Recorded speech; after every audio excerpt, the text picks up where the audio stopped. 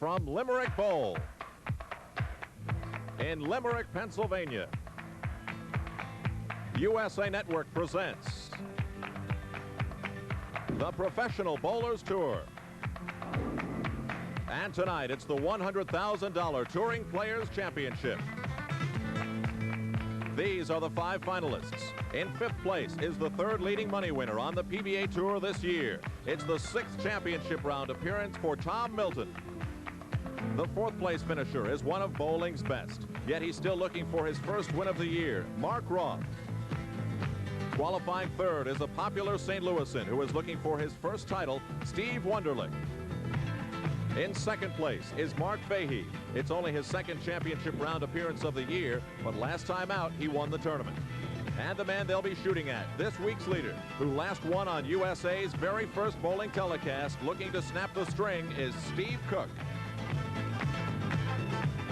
The Touring Players Championship on USA is brought to you in part by Miller High Life, the best beer for the best time of the day. Welcome to Miller Time. Buy mobile detergent gasoline for your everyday driving needs.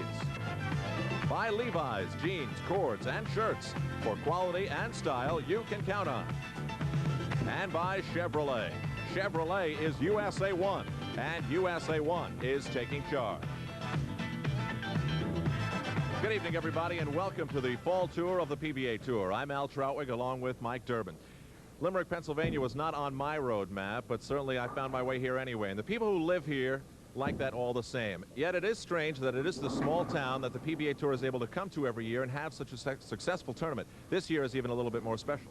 Well, this year is special because it's the Touring Players Championship. It's the first time for this particular tournament, Alan. Last year was the Regional Champs Classic. We've changed it to be only touring players are eligible for this particular event.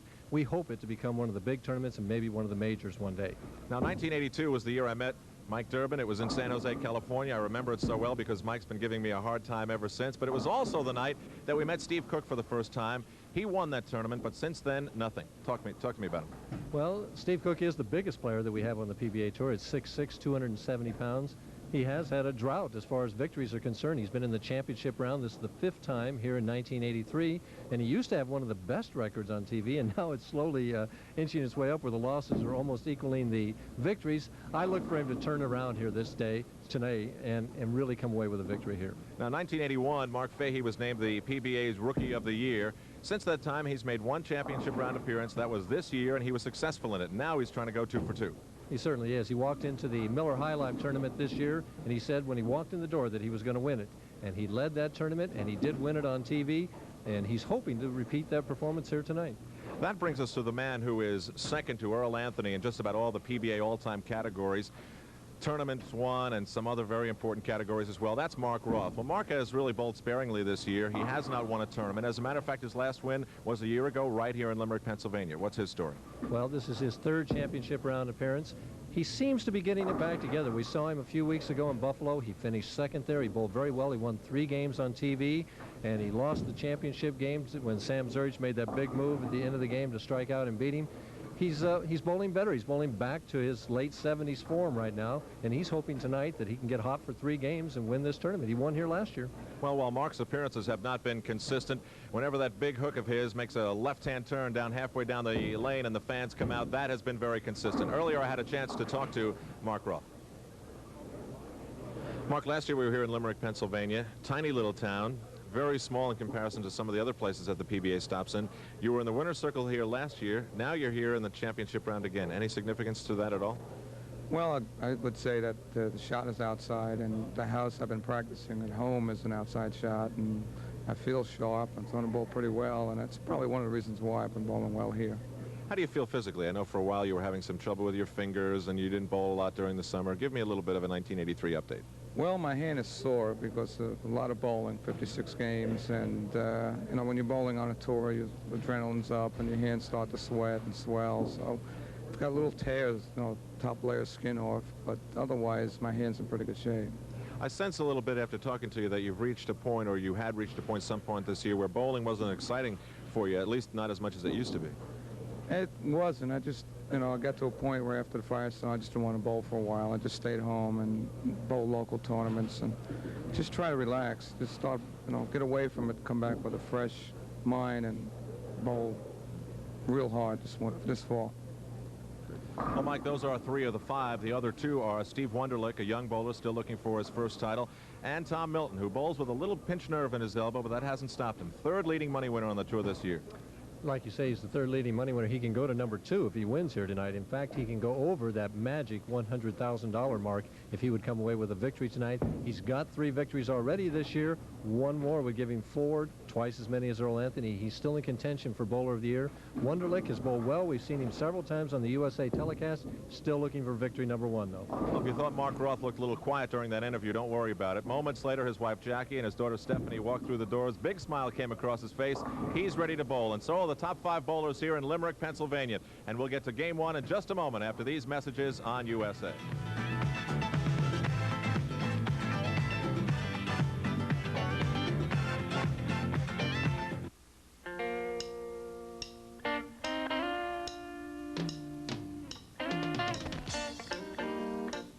Working around here, a guy gets very wet on the outside and very dry on the inside.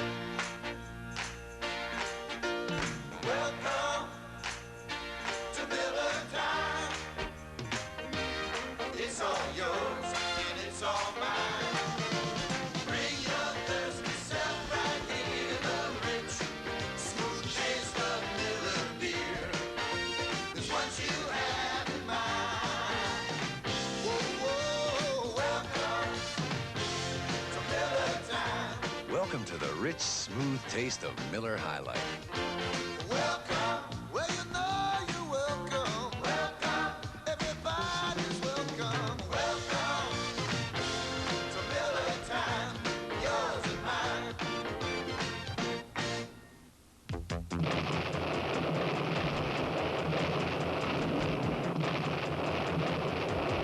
Sometimes it's reassuring to know your car will perform well.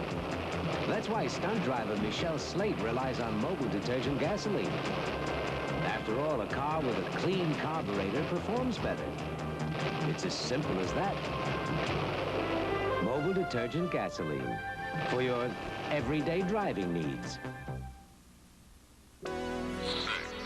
In our world of endless imagination, anything can happen. And those of you who wear Levi's jeans know what I'm talking about. Because anywhere our minds can go, we can follow too.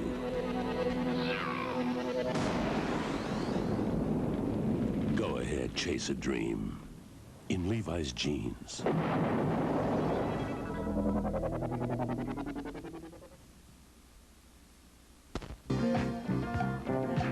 And the championship round of the inaugural PBA Touring Players Championship shall begin with Mark Roth, the 13-year veteran with 27 PBA titles to his credit, and Tom Milton, the only PBA Tour player this year to have 3 titles to his credit. He is 27 years old.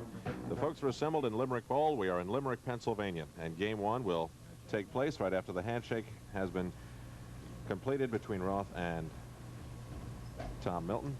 And Alan, we're bowling on lanes 19 and 20 here to set the stage. The lanes are extremely slick. And Milton, most of the players played outside most of the week or right at the second arrow. Milton tried out there in practice, and he's opted to move deeper inside, closer to the third arrow. In practice, he seemed lost. First shot gets it out of the lane. And that's just what his practice balls did. They either skidded down the lane and left the 2-4-5 like that, or they hooked too soon and went right through the nose. One thing Tom knows, and that is he was not alone in being lost in practice. 5-step player, short back. So you see the cupped wrist, good follow through, right in balance. You see that cupped wrist as he threw it. That'll be a characteristic of every player on the show today. They're all what we would call the contemporary 1980 type player. Big hook. And just barely makes the spare. Not a mark for Tom Milton, who had an average this week of 218.7. 2 pins less than that on the average for Mark Roth as he steps onto the approach to bowl in frame 1. Mark just the opposite of Milton, very herky-jerky style. Made famous in the late 70s. And gets a 2-pin to trip forward. says thank you. Didn't throw this one real well. It skidded too far down the lane, but 2-pin trip forward. He'll take it. As we've mentioned already, last time Mark Roth won a PBA title, it was right here at Limerick Bowl last year, but it was not the Touring Players Championship then. This is the first time they've had an event for just the touring players. And you know who he defeated? No, I don't remember. Tom Milton. Really? And he's off with a double. Takes an immediate 10-pin lead. See the 6-step approach of Mark. Watch the cup wrist to the top, way out on the lane. Ball breaks right at the right place. 10 pins in the pit. As they say, that's the way it should be done. Milton's 3 victories: Showboat Invitational, Greater Hartford Open, and the Denver Open this year. The right lane, a little high, leaves the 4-7. What a contrast in deliveries, though. Milton, deliberate, upright, and soft speed. Roth takes no time at all, flies up there, and twirls it out on the lane. But the cup wrist of Milton is so pronounced, it's very, very obvious as he approaches the line. It certainly is. You get a shot of it right here. You see he's got that wrist even cupped right in the beginning as he grips the ball, and it never changes all the way through the swing. At the 4-7, cross lane, both pins with the ball. But Milton continues to be lost. He's high and light. He can't get the ball in the 1-3 pocket. This is only Tom's 3rd full year on the PBA Tour. What a year he's had, though, really. Oh, fantastic. Fantastic year.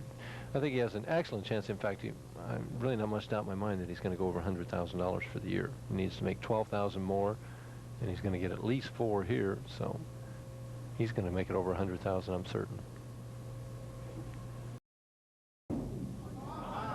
Brings it in, and he's back right there. All right, nice shot by Tom. A little more loft that time. Maybe he solved the left lane. Now he's just got to work on the right. Well, take it one at a time. That's right. Watch, he gets the ball out on the lane a little bit further here, and the break is right there. Nice reaction, nice ball. Roth breaks up the 4-7-10 to leave only the 10-pin. He made the adjustment. He came in light the first frame, and the adjustment was just a little bit, move a little bit right, and the ball went a little bit high. The lanes are not easy out there right now.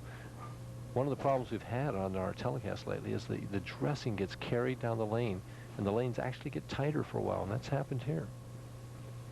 There's a lot of oil out there, and it's gotten carried way down the lane. Straight at that 10-pin, no hook at all. Explain dressing and explain tighter. Dressing is the oil or conditioner that the PBA lane maintenance crew puts on the lane. It's just, it's in a spray gun. They spray it up in this particular set and spray it on the lanes in the manner that they have, as we see the score there. Roth leading by 11 pins.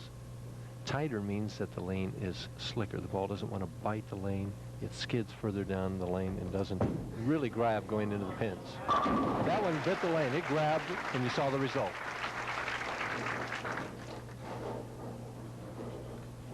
Mark Roth still leads by 11, back to Tom Milton. Roth, though, 3 strikes in the first 4 frames with the spare. Milton now 2 spares and a strike.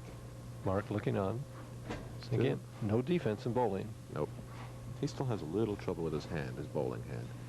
Well, the way he throws the ball, what he twists on it, it's no wonder. And trips the 4-pin out. There's that soft speed. He just looked like he kind of just dumped that ball out on the lane, and it almost rolled out at the pins, and that 2-pin tripped that 4 right out. Watch, he kind of just dumps this ball. Boom. Watch the 2-pin, 3rd from the left. Goes to the ball and just nudges the 4-pin out. That's the advantage of that soft speed. If you threw that ball harder, that 2-pin would have a tendency to fly right around that 4. Now, Tom wears that wetsuit-type sleeve over his right elbow. He's got a pinched nerve there. From time to time, it gives him problems.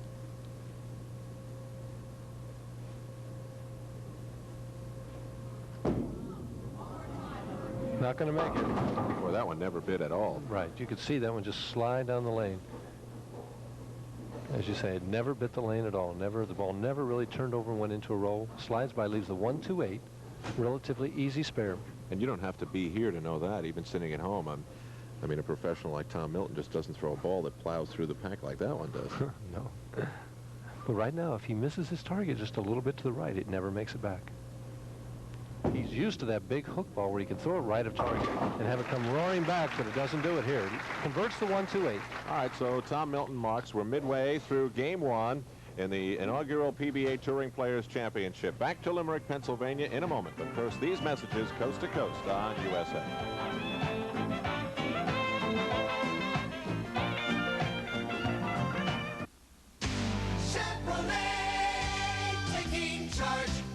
Taking charge with Cavalier. The hottest selling Chevrolet today. Cavalier. More horsepower than the 3 leading imports with a 2-liter electronically fuel-injected engine. Cavalier. More sedan room than Honda, Accord, Nissan Sentra, or Toyota Tercel. The front drive Cavaliers. Grab one for a cool, low price. Chevrolet. And you. Taking charge. In the beginning, man's feet walked free, but the road to civilization was paved, so man developed shoes. Soon after that, man developed athlete's foot. Egad. Now at last there's Mycotin. Mycotin cures athlete's foot. It's the only athlete's foot medicine you can buy with myconazole, an ingredient available for the first time without a doctor's prescription. Mycotin in spray, powder, or cream. Mycotin, the end of the road for athlete's foot. Jimmy Martin is not a professional bowler, but he's changed the game of bowling forever. With the Martin Lane Reader, you'll be bowling the best scores of your life in minutes. Stop line-finding guesswork. Get the ball into the pocket fast. And here's Jimmy Martin. Hi, my Lane Reader will show any bowler where to stand on the approach for strikes and spares. I used it to win the 1981 New York State Tournament. As a 162 average bowler, everybody was surprised when I went and averaged 226 to win. Now the pros recommend it. Please listen to what 20-time national champion and PBA Hall of Famer Dick Ricker discovered. I've known amateurs around the world who are totally amazed at how fast they can line up strikes and pick spares with the Martin Lane Reader. Here's how to order yours. Order your Martin Lane Reader today. Here's how. For COD Visa and MasterCard orders, call toll-free 1-800-USA-1000 or save COD charges and send $11.95 plus $2 for postage and handling to Lane Reader, Box 49648, Atlanta, Georgia. Here's the gambler, Joe Berardi. When he's in a tight situation, he'll go for it. From Brooklyn, New York, he's the alternate, finishing 6th. Have you ever seen him hit a golf ball? No, but we have plans to. Oh, you're in for a treat. He can really smack those drives when he gets hold of them. And now Mark Roth, leading by 4 pins, 5th frame. On a strike, can increase it to 14. Nice shot. Mark playing right around the 7th or 8th board, right in that area, between the 1st and 2nd arrow. And the ball not hooking very much at all. Not hooking much at all. See? 3, 4, 5, 6, 7 this time. There is not much very orthodox about that. It's amazing. One time you take 6, the next time 7. He gets up there and just chugs up there and makes it all come out right there, though. Good shot. Could have carried 4-pin. See the difference in that speed? He left that 4-pin where Milton, with that softer speed, tripped it out. The advantage of more speed is it's easier to hit the pocket time after time. The disadvantage is the softer speed, you get the better carry, but it's a little bit harder to get the ball in the 1-3 pocket. Well, you know, more speed, more power, it seems to be the American way. You know, belt it out of the park, smash the heck out of it. That's what the PBA office keeps telling me. In contrast, Tom Milton's strokes almost seem like they're in slow motion. 13-pin lead for Mark Roth as he takes a seat. Tom Milton back now. Milton's still in the game. Didn't come out on the tour till he was 23. Bowled a 300 game this week.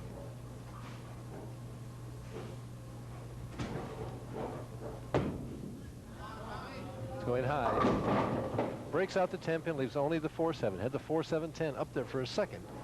Broke it down. Again, he's just lost. He's really only had 2 balls in the pocket. He got them back-to-back and got strikes on them.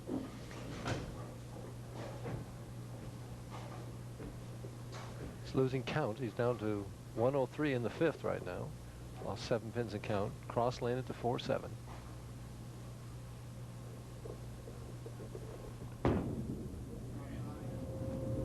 has the spare. Mike, what I don't understand is 20 minutes or so before the bowling begins, the bowlers sit down, whereas from time to time we'll see them practice almost right up until our show or the show inside the bowling center begins. It is a 15-pin lead for Mark Roth as we see the score. Why, if a bowler is confused as to the conditions and unsure of whether he can hit left on the right lane or whatever, why doesn't he keep practicing as long as he can? Well, Milton did keep practicing as long as he could. He was a little bit lost. It may be that they don't want to carry the oil further down the lane, and they would feel compound the problem that's out there already as Milton leaves a 4-pin. Right now, it seems to be that the problem, the lanes are so slick and getting slicker as they bowl in because the bowling balls are carrying the dressing down the lane. Tom, very upright. Watch the knee bend, right in balance. And the 2-pin will fly over the 4 this time, where he tripped it back there in the 4th frame. In the 7th frame here, he leaves it. Personally, though, my style would be, if I'm lost, I keep practicing right up to the last second. In fact, on one show where I happened to win, as he converts the 4-pin, the telecast got delayed for 10 or 15 minutes, and I had been lost, and during that 10 or 15 minutes, I found something and wound up winning 4 games and winning the tournament. So Roth by 16. Boy, his earnings are unbelievable. $862,000. And that's just how he did it right there. That's as straight as I've ever seen Mark Roth throw a bowling ball right there. He just very little hook at all. But just at the right place, right at the back end. He's getting the ball to go a long way down the lane and make a little turn at the back end. And where everybody else is having trouble hitting the pocket, he's got it down pretty well. Still reads as a 16-pin lead as Roth bowls in the 8th frame. Mark, really a cable fanatic, boy. Every time I see him, he's updating me on everything that's happening in cable television. A little bit too hard that time. Just too much speed. Leaves the 2-pin. Easy spare.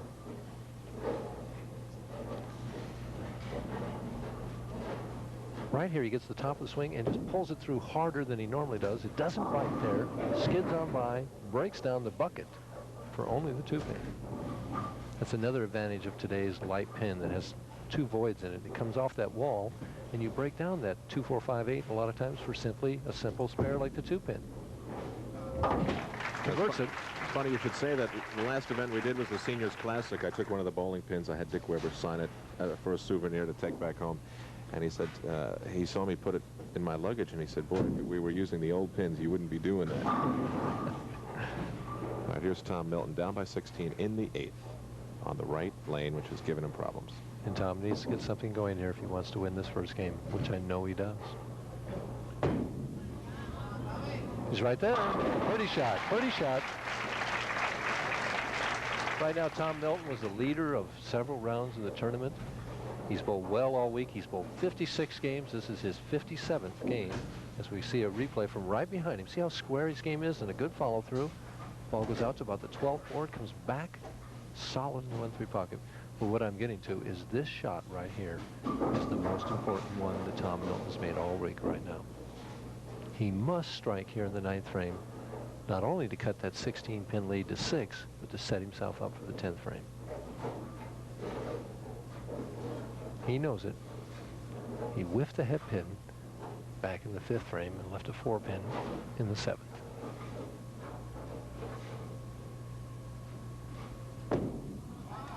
He's got a chance. And a pretty shot. Boy, did he come through under the pressure. He took a little extra time this time and just really responded to the pressure. Look at that concentration. He knows it's there. He's running it out. He doesn't run out strikes very often. All right, he says. He really needed that. Trimmed the lead of Mark Roth to 6. Mark comes right by, and the ball skids by again, breaks the dinner bucket down for only the 2-pin again. But right now, Roth's lead is down to 5 pins, and he cannot shut out Tom Milton. If Mark would convert this 2-pin and strike out, he would bowl 227. Tom Milton is still potential 232. Mark Rothzier has seen 2 championship round appearances as we look at his grip. See him screw that hand in there. It takes very little time. Twist it as he lets it go. See that ball spinning as it goes down the lane? Almost with a vengeance, he throws it down the lane.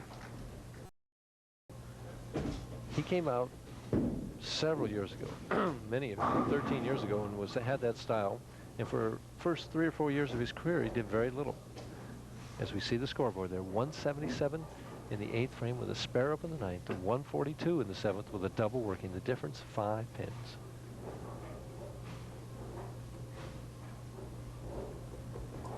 Very little time. Good shot, good shot.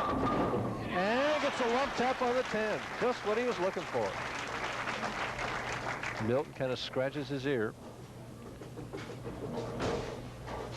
Mark knows it's in the pocket, but he doesn't know if it's going to carry. He's watching it. All right. Break, he says. And as the pin bounced off, I looked down and reminded myself he is from Wall Township, New Jersey.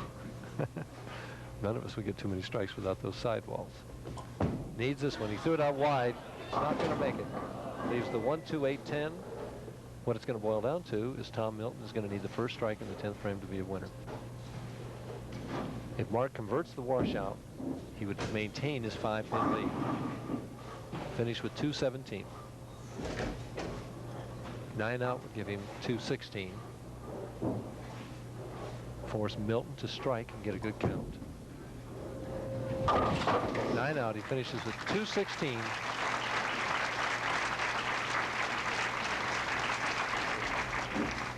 Well, Mark will be the first one to tell you he has lost a little of his bowling enthusiasm, but once he comes out to bowl, he comes out to bowl. He's still a competitor. What it boils down to here is that Milton needs the first strike here, 5 pins and a spare.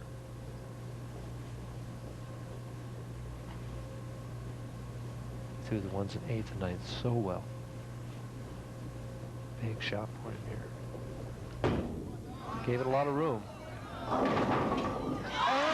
Break. The 4 or 5 both were standing, and they both fell.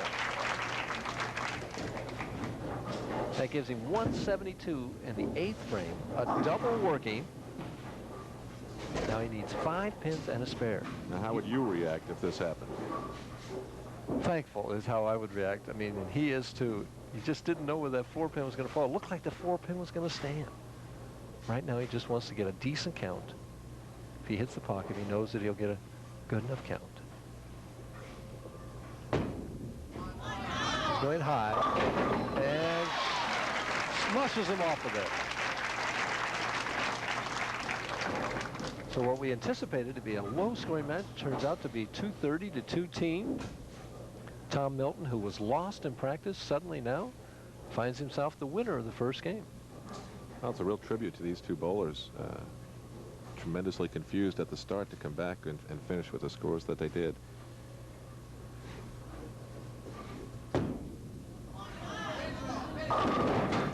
There he finishes 231. And what's interesting was that last year Tom Milton needed the first strike in the 10th frame to beat Mark Roth for the title on lane 20.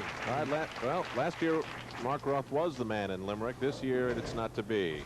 Tom Milton 231, Mark Roth 216. Tom Milton moves on and he'll be bowling in game 2. His opponent, Steve Wonderlick, looking for PBA title number 1. Back to Limerick in a moment on USA.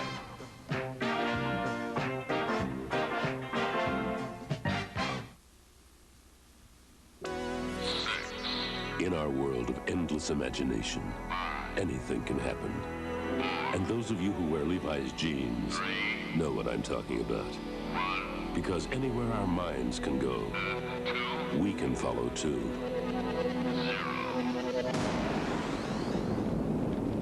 Go ahead, chase a dream in Levi's jeans.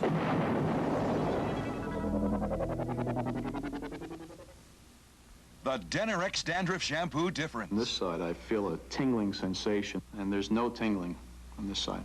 Look what you used. I can't believe it. The Selsun Blue has been my old standby. I've never had this feeling of working sensation as I had with the Denerex. Each shampoo has one medicine for dandruff. Only Denerex adds extra anti-itch medicine many dermatologists recommend. I'm not even going to look for anything else. I'm going straight for Denerex. Denerex shampoo or shampoo and conditioner fights dandruff and its itch with an extra relief medicine. Every Christmas, the prices go up, up, up, and it's a real strain on your pocketbook. But this year, it's different, because the Dorsey boys have put together a Christmas gift package to delight every member of the family. We shopped the world to find this $25.90 pair of 8-inch candlesticks. We found this $25 Gold Tone Maxim Executive pen and pencil set. We added a lifetime guaranteed $35.50 two-piece Maxim carving set. And we picked the gift everyone wants. A $70 MX 35mm camera with carrying case. All 4 gifts retail for over $156. But if you order today, the Dorsey boys will give you all 4 gifts. The candlesticks, the pen and pencil set, the two-piece carving set, and the 35mm camera for just $39.95. MasterCard and Visa customers, call 1-800-USA-1000 now, or send your check or money order for $39.95 plus $5 postage and handling to Christmas Gifts. Post Office Box 49648, Atlanta, Georgia 30359. 1-800-USA-1000. Tom Milton, a winner over Mark Roth in Game 1, will now face Steve Wonderlick, 25 years old, from St. Louis, Missouri. Now, when you talk to Steve Wonderlick, he'll tell you Nelson Burton Jr. helps him tune up his game. And where do they do it? At Dick Weber Lanes in St. Louis, Missouri.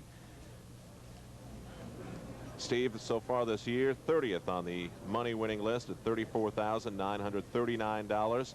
He's been a PBA member for 4 years. And really, his bowling goal is very, very simple, to win a title. You can see his finger there taped up. He has a little bit of a problem. He tells me that that's a problem for a lot of bowlers. We'll talk to him about that and a whole lot more in an interview that we taped earlier. Steve Wonderlick had a good week in Limerick, Pennsylvania, bowled a 300 game this week. And Steve, it's just another capper for you. 1983 has been a relatively good year. Sure has. This is my 4th TV show this year. Things have just gone well all year. I've made a lot of finals, and I just need to put 1 in the win column, and it'll be a great year.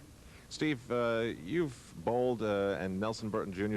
watched you a lot. You bowl in Dick Weber Lanes, and you and I have spoken how those 2 names can't do anything but help your career. Did you spend any time with either one of those gentlemen in between the summer and fall tour? I sure did. I spent a lot of time with Bo. We practiced almost every day and helped fine-tune my game a little bit. And between him and my coach, Billy Walden, worked on my mental game a little more, and I feel real good about today. I think I might just pop that first one in the win column. Now, we saw Billy Walden at the PBA Seniors Classic. He's a very enthusiastic bowler, a very exciting man to watch. Is that how he helps you in your bowling game? Well, he's just an amazing gentleman. I'll tell you what. Nobody knows my game as well as he does. He can pick something out in 1 or 2 shots. He can see what I'm doing wrong, and I think that enthusiasm for the game of bowling is what makes him such a good coach. He's so interested in it and involved in it, and he's willing to help almost anybody, and it just carries over into his coaching. Specifically, what types of things did either Nelson or Billy tell you in the layover? Well, Billy is always working on my fundamentals, whether my arm swing's good, my footwork, and the whole works. And Bo works on my mental game a little more. He tries to keep my mind in one piece. I have a tendency to Is it scattered slightly? Well, I get frustrated sometimes, and it affects my game, and Bo tries to help me calm down a little bit and to be a little cockier and meaner out there, and Billy works on my fundamentals. Steve, quickly, just give me a little medical update on your finger and tell me whether it'll be a problem for you tonight. Oh, I have this problem with tendinitis in my first finger here. It has to do with my backswing. I put a little weight on it, and it's given the second joint tendinitis. It shouldn't bother me when I bowl. As long as I keep it taped tightly, it doesn't seem to affect me. And here is Steve Wonderlick getting set to go up against Tom Milton. Steve telling me that finger, a little bit of a problem for a bunch of bowlers. Well, a lot of the contemporary players put a lot of the weight of the bowling ball on that index finger, and it does. They come through the ball with that. Marshall Holman has trouble with that sometimes, Tom Baker, and they get a big callus right underneath that index finger, right on the palm of their hand there. You can see that mine's absolutely clean there.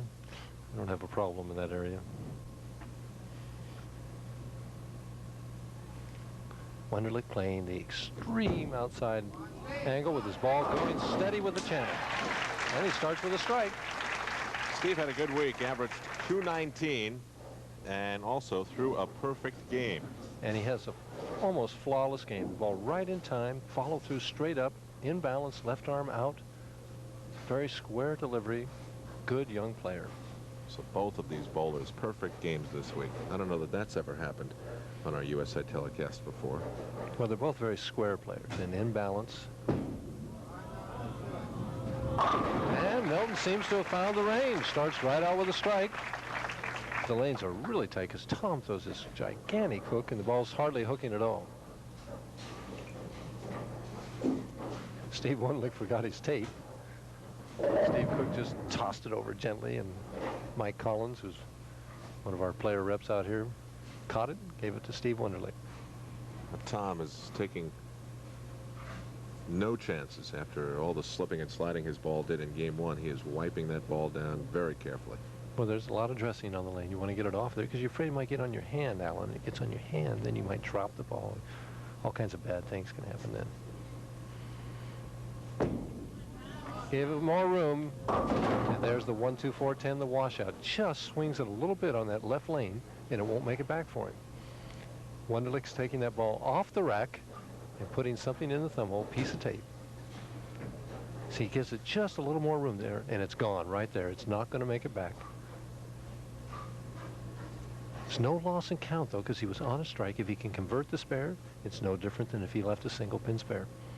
Wants to hit to the left of the head pin and drive it into the 10. He's got a chance.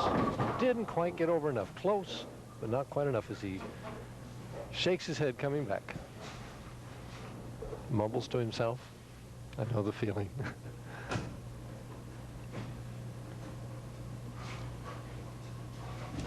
Now back to Steve Wonderlick from the city with the Gateway Arch. Wonderlick can take a 22-pin lead with a strike here. Right behind it, see that index finger spread way out. He's got a lot of weight on that, especially as he comes through the ball, right off the edge here.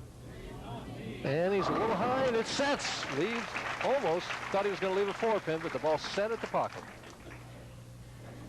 22 pins ahead, just like that. But from the angle he's playing, one half a board mistake right, and you're in big trouble. There's Steve's lovely wife, Cindy, all decked out in that lovely dress she has on. Just grand, as they say in Britain.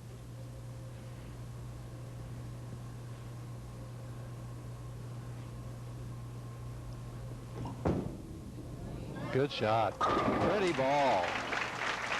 Nicely done by Steve Wonderlick. Shot. Was.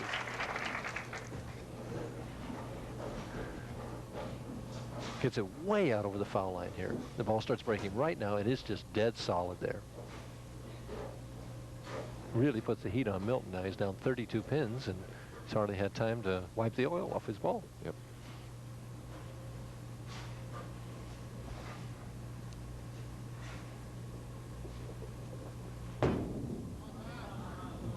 A little high, breaks up the 6, 7, 10, leaves only the 6-pin. Should point out, if Mike sounds a little bit English tonight, he is still recovering from his long journey to the United Kingdom, where the PBA ventured during the 6-week layoff. Mike losing in the final to the Swede. Mats Carlsen. Mats Carlsen. First time that a foreigner has won a PBA event, correct? I believe so. I believe so. Converts the 6-pin. They had a grand time over there. Yes. Nice of you to be so benevolent, too. I wasn't trying to be benevolent. I was trying to win. 32-pin lead for Tom Milton. And we saw that look on Steve Wonderlick's face before. There we see 28 in the second, with only a spare working in the third. Wonderlick perfect through 3 frames, 30 in the first. See, bowling, keeping score in bowling is easy if you throw strikes. It's just 30 every frame. It's just nothing to it. I think I said a 32-pin lead for Tom Milton. Other way around, obviously.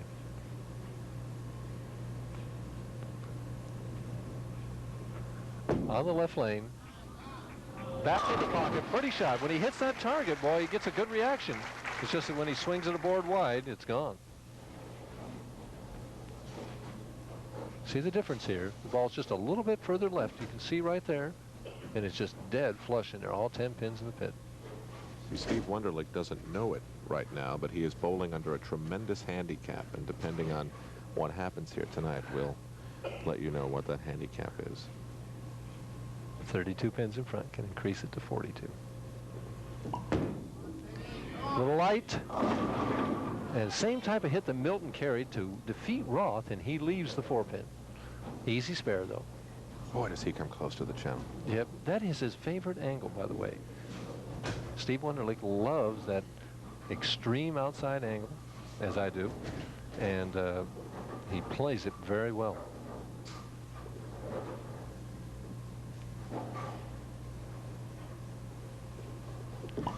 Cross lane at the 4-pin. Has the spare easily. That open frame really hurt Milton. Interesting, Wonderlick made a change in strategy right at just before the start of the match. He has the choice of what lane he was going to finish on. He was going to finish on the right lane and switched it, or he was going to finish on the left lane rather, and he switched it at the last minute to finish on the right lane.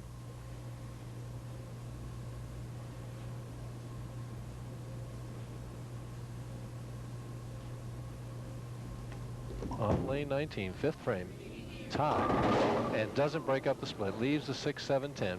I was all about to say that there's plenty of time for Tom Milton to turn around this match, and there it is. Well, Milton goes through the nose and leaves only the 6-pin. Wonderlick goes through there and leaves the 6, 7, 10. Sometimes in one game match, a shot like that makes all the difference.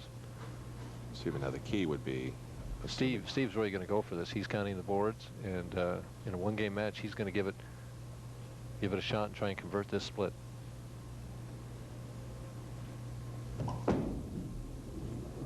Oh, and he almost had it. He just slipped by that 6-pin. 8 out. Suddenly that lead is down to 15 pins. 104 in the 5th. And now it's up to Tom Milton. Whether he can jump all over that opening that Steve Wonderlick has given him in the 5th frame remains to be seen. Back to Limerick, Pennsylvania, and the PBA on USA in a moment.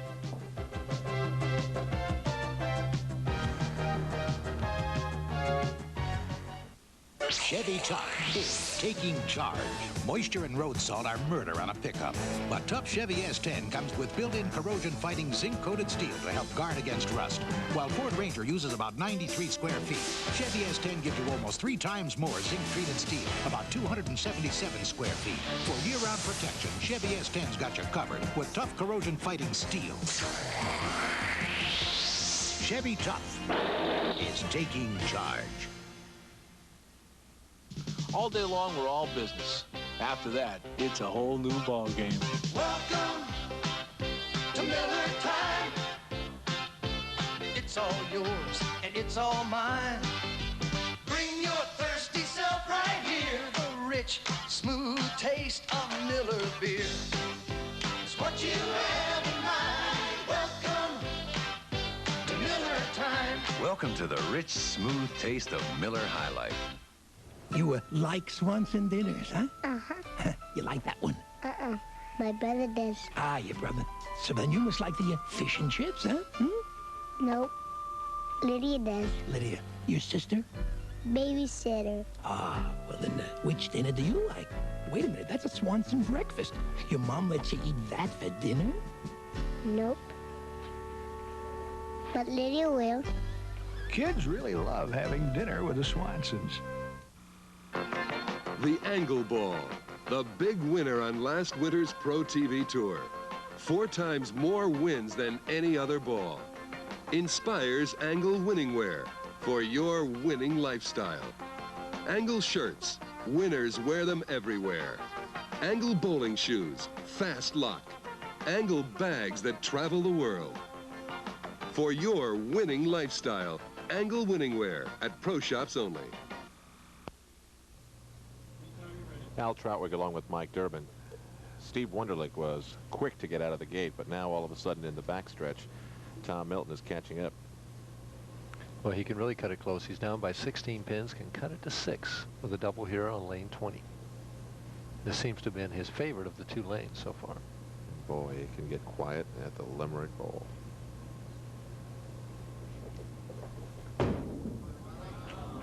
Looks good. Pretty shot. Pretty shot. Just that. Right down to 16 pins. Can take the lead if he can strike on lane 19 now. It's amazing how quickly he can turn around. See how square his game is? Left arm out for balance, and the follow-through goes right out to the right. Puts that lift on the ball. Bam. He was 32 pins down in the 4th frame. And now as we enter the 6th, if he strikes there, he's in the lead. Well, that was the key. I mean, that's where we left off as we went to the commercial break. You know, everybody gets a break now and then. It's how you take advantage of it that matters. Well, he certainly jumped on that one. So often when a player opens on the PBA Tour, his opponent comes right back with that double. That's why these guys are the world's best.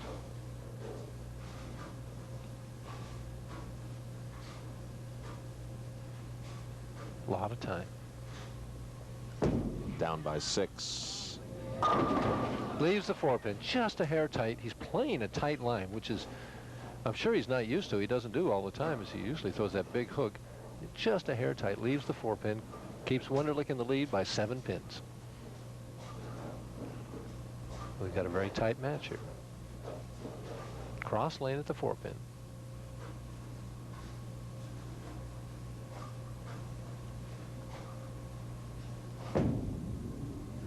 Has the spare. Wonderlick needs to regain that composure that he was talking about. Burton was working with him on that mental approach. Get his composure back together and start making good shots again. He's got the line. When he makes the shot, the result happens that he wants. Very similar to the first game. Roth got off to a quick start. Milton settled down, came back, finished strong. Here it was Wonderlick starting with 3 strikes, and now after an empty frame and a spare in the 4th, he strikes again in the 6th. It appears that the right lane, lane 20, holds pocket for Steve. In the left lane, I think he has to hooks a board more for him, it appears.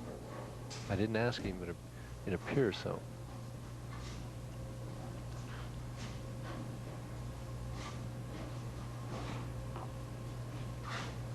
There's the difference, 104 to 97. Wonderlick working on a strike, 7 pins ahead. Can increase it to 17 if he doubles here. Gave us some more room, and he likes it. And he gets the 10 pin out of there. Remember, when you see that 6 late come up and get that 10, you know that the player had good finger lift on the ball. Let's watch it here. Let's watch that 6 pin. He knows it. He's running it out. Now watch that 6. Goes off, comes up out of the channel. He went off there so softly and still came out and got that 10. I can just hear my coach in California, Bill Taylor, screaming about those Tinker Toy pins, as he says.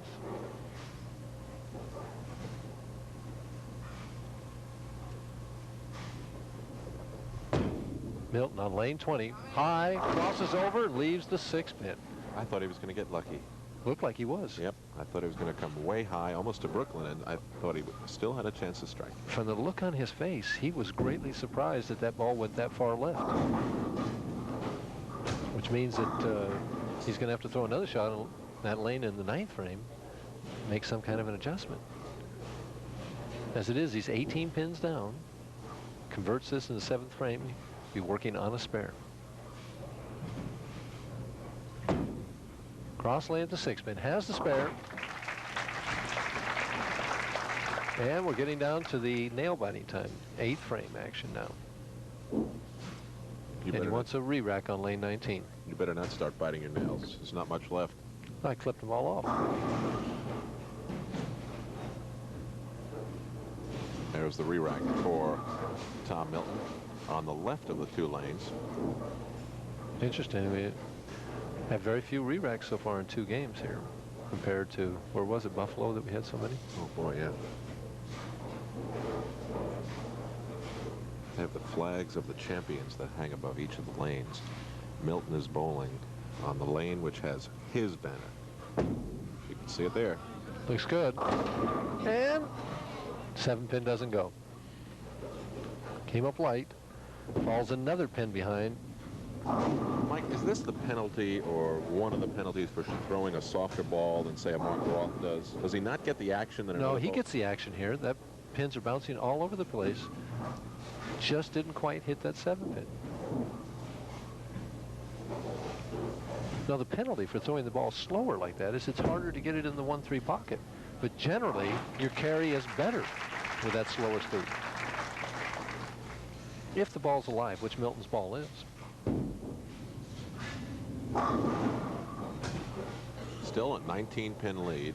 And right now, Wonderlick has the opportunities he gets up here to put his opponent away. He's got him down, and he can put him away as Cindy's in the background there. She knows the score. Hardly looking. She's concentrating as hard as he is. This lane holds for him, and he threw it well. Pretty shot. Boy, you can't throw it any better than that. Now just look at what happened at what could have been the turning point of this match. It was in the 5th frame when Wonderlick left it open. He came back now with a triple while Milton followed with a strike and then 3 spares. See how this ball holds for him all the way. It was almost left an 8-pin. That 8-pin was up there for just a split second. And that's what I'm talking about. See the open frame for Wonderlick in the 5th, then 3 strikes. And at that point, Milton came back and struck, but then just didn't close it out the way he could have. Well, he hit the pocket in the 6th frame, and then he lost it the next 2 frames, although he was light in the pocket in the 8th frame. 29 pins ahead. Can really slam the door shut with one here. He's light, and it comes up, oh, and he leaves what is known as a swishing 4-pin and says thanks. Sarcastically, he says thanks. He knows it's going to get up there. I didn't know where they made. He says, come on. Now watch him. Makes a little, see the... Not okay. Not okay, right? It's kind of the universal symbol on the PBA Tour when something goes wrong. All the players do that. That's the symbol? That's one of them. That's one you can get away with.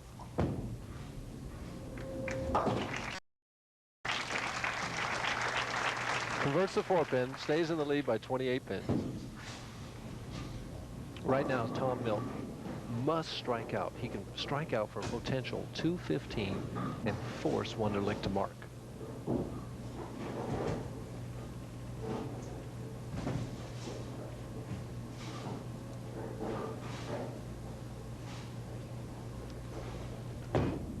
Gives it a little more room. It's not going to make it. Leaves the 2-pin. And unless something disastrous happens from that angle that Wonderlick is playing, he's going to be the winner of our 2nd game. I can understand his confusion. Last ball he threw almost made a left turn as it came in. This one didn't break at all. Went straight on through. That's exactly what he's saying right now.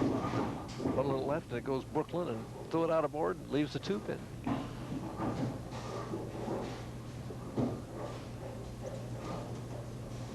At the 2-pin, easy spare. Has it.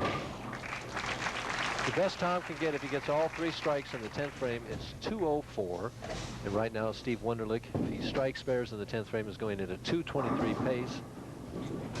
Steve would have to dip one in the channel to lose. You see the score there, 183 in the 8th with a spare up to 154, 29 pin difference. Both players working on spares.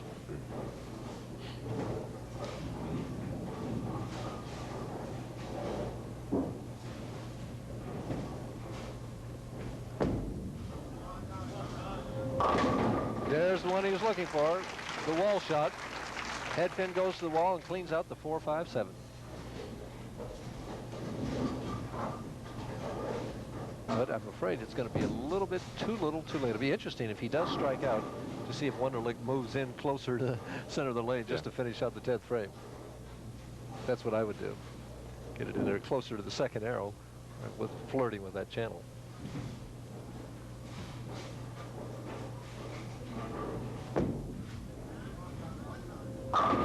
Solid 10-pin.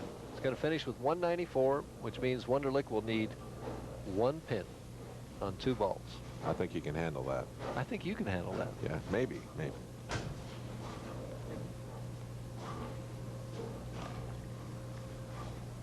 So Tom's going to pick up, what, $4,500?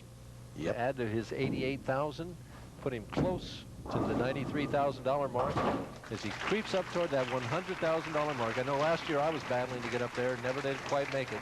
And I'm sure that's one of his goals, is to get over that $100,000 mark.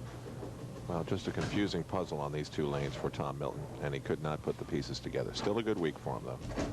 But no confusion for Wonderlick. He's got the pairs zeroed in, especially this right lane. Bam! Right in there again.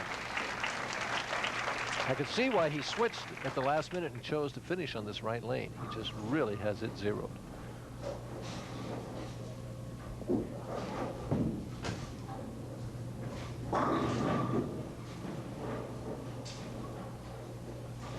Steve's wife, Cindy.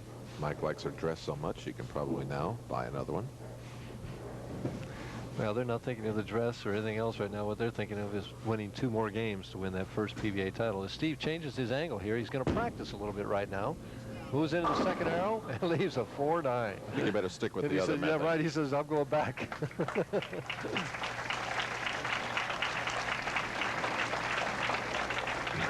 Milton still smiling. Good sport. Tom's an easygoing guy. Nothing seems to ruffle him, or he seems unflappable at all times. The pressure doesn't bother him at all. Very laid back. He's been to the winner's circle 3 times this year. Last ball of the match. Why not? Yes! And he makes the 4-9. Gives the fans a show. Great finish by Steve Wonderlick. 223. Milton 194. Wonderlick's thinking one thing. I want to win that title. But first, he better get by Mark Fahy, who is standing by for the next game. We'll get to that in a moment on USA.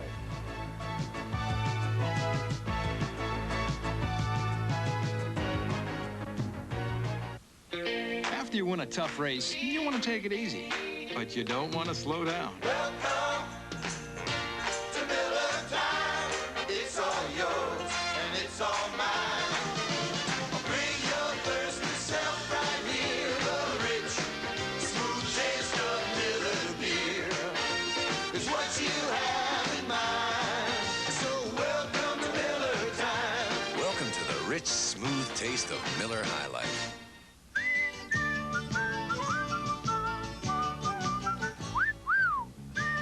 Fresh and clean as a whistle. That's Irish Spring. Fresh and clean as a whistle.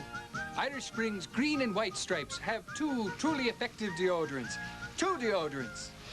And a fine, fresh scent. So you're fresh and clean as a whistle. That's Irish Spring deodorant soap. Gets you fresh and clean as a whistle.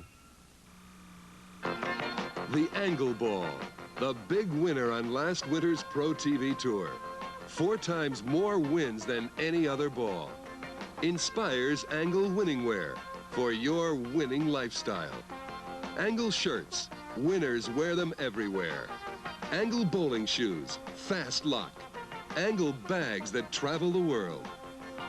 For your winning lifestyle, Angle winning wear at pro shops only. In the beginning, man's feet walked free, but the road to civilization was paved, so man developed shoes. Soon after that, man developed athlete's foot. Now at last, there's Mycotin.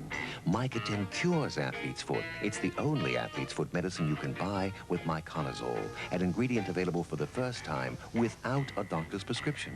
Mycotin in spray, powder, or cream. Mycotin, the end of the road for athlete's foot. Al Trawick and Mike Durbin back on USA. It's hard to believe that the layoff is over already, and we're bowling again, but we are. And we're in Limerick, Pennsylvania, which is just outside of Pottstown, which is just outside of Philadelphia, and we're watching the Touring Players Championship. All the Touring Players, Mike, who finished 6 through 24? Well, our Tournament of Champions winner, Joe Berardi, finished 6th. My doubles partner, Gil Sliker, was in 7th place. Warren Nelson finished 8th. Paul Mosier, breaking a slump, finished 9th. Ex-President George Pappas was in 10th place. Johnny Petraglia, who's been bowling well lately, finished 11th. Marshall Holman continued his good bowling in 12th. Pete McCordick finished 13th. Kevin Gillette was in 14th. Amleto Monticelli finished 15th. Mike Steinbach finished 16th. Ted Hannes from my state of Ohio finished 17th. Bobby Knipple was in 18th. Steve Fair, another Ohioan, finished 19th. Jimmy Pritz was in 20th place. Larry Lobb, back on the tour again, finished 21st. David Ozio from Texas finished 22nd. Jeff Bellinger was 23rd. And colorful Guppy Troop was 24th. We don't know what color pants Guppy was wearing when he finished 24th, but he did. Now, the bowlers have to pay the bills just like anybody else, and they're, of course, concerned with prize money. Here's how it breaks down in a $100,000 tournament. First prize is good for $13,000. Second, $7,500. $2,000 less for third, $1,000 less for fourth, and $500 less than that for fifth. And our leaders round by round. The first round was by left-hander John Petraglia. Tom Milton took over in the second, third, and fourth rounds, and the fifth round. He was interrupted by Mark Fahy in the 6th round. Tom came back to lead. The 7th round slipped a little bit in the 8th round. Steve Cook came up to be the leader. Now, you bowlers who have taken the last few weeks off, it's time to get back to work, you guys. Mike Durbin's ready to give you another bowling tip. Every week on our USA telecast, you usually see one of the pros pick his ball up off the ball return and fiddle with his thumb hole, and he either puts something in or he takes something out. And you may be wondering, what in the world is he doing? What's he adding or taking out of that thumb hole? Well, what he's doing is adjusting the feel of that thumb hole by putting in or taking out tape. And I really believe on today's PBA tour that the professional bowlers could not survive without tape. The reason for this is that it is absolutely essential in the sport of bowling to have a proper feel for that grip. When I put my hand in the bowling ball, if that thumb hole feels a little bit loose, I might be subconsciously afraid I'm going to drop the ball. If it feels a little tight, I might be afraid that I'm going to hang into it. Tape allows me to get that exact, perfect feel. Also, as we travel throughout the country, we bowl in a lot of different climates. Sometimes it's very hot, other times it's cold. Some weeks I bowl a lot of games, other weeks I don't bowl so many games. And my thumb has a tendency to both shrink and swell with the weather. So one week I may have several strips of tape in the bowling ball, and the next week hardly any at all. Well, what kinds of tape are used? Well, basically there's two different types used, a cloth tape and a vinyl electrician's tape. There are several different brands of cloth tape, but the one I like to use is one most of the pros use, and that's the Curity tape. This is a cloth tape that gives me a good feel to the bowling ball. In fact, I like to put the Curity all the way around my thumb hole. I put it in the front and on the sides and the back. That way I get the exact same feel whether I throw a plastic ball, a rubber ball, or a urethane ball. However, many pros like to have the feel of the bowling ball in the front part of their thumb, so they put the Curity tape in the back of the thumb hole. However, if maybe you want to get a little bit quicker release and you want to use the vinyl electrician's tape, it's a little bit slipperier, you put it in the back of the thumb hole and you get out of that thumb just a little bit quicker. Well, how does all of this relate to you as an amateur at home? Well, one of the biggest mistakes I see amateurs make as I travel around the country is they have a tendency to lose the bowling ball. As they're going to let it go, they don't quite get the lift and it slips off their hands. And many times this mistake could simply be corrected by adding a couple of strips of tape. So if that's your problem, that you don't quite get that lift and you lose the ball a little bit, add those 2 strips of tape and see if you don't get a better feel, and as a result, you get better scores. We'll see you again next week. But for now, we are in Limerick, PA, and we'll get back to bowling at the $100,000 PBA Touring Players Championship in just a moment on USA.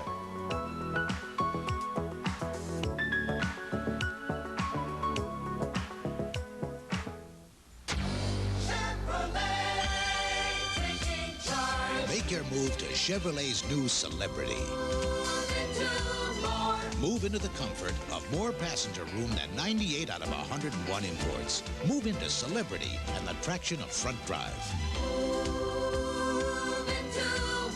Try to find any other front drive automobile that gives you more passenger room for less. Chevrolet. And you. Taking charge. The Angle Ball, the big winner on last winter's Pro TV Tour. 4 times more wins than any other ball. Inspires Angle winning wear for your winning lifestyle. Angle shirts, winners wear them everywhere. Angle bowling shoes, fast lock. Angle bags that travel the world. For your winning lifestyle, Angle winning wear at pro shops only. Ed Begley is at the mercy of his wife's ungodly jealousy on the Alfred Hitchcock Hour, tonight on USA.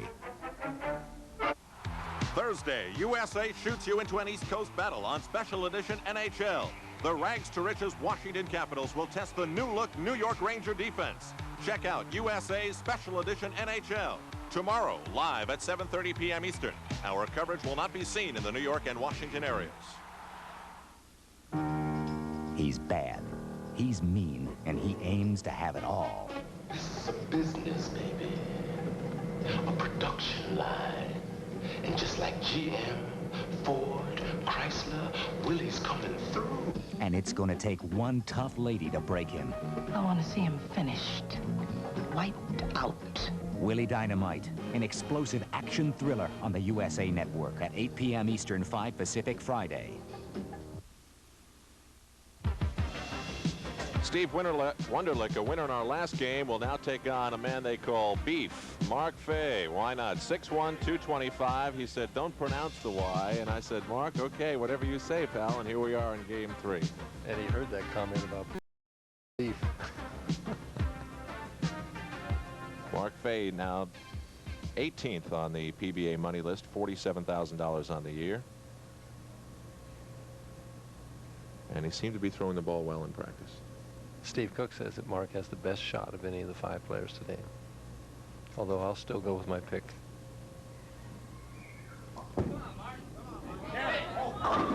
Solid 4. Boy, good speed and lift.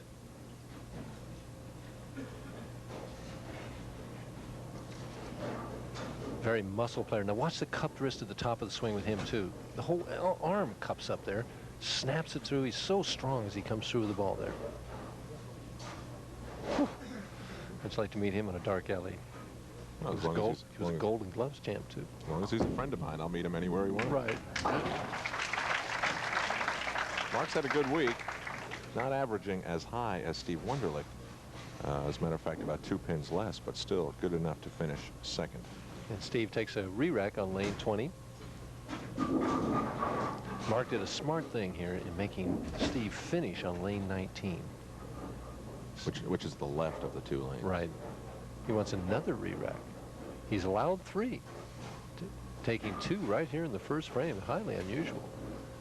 It indicates that he's probably just a little bit apprehensive. Wants to get out of the gate really quick against Mark. Get out of the gate with that double. Got to take them one at a time as the pins are taking their time getting into the machine. Finally, they're there. I don't think he likes this one either, but he's going to shoot it.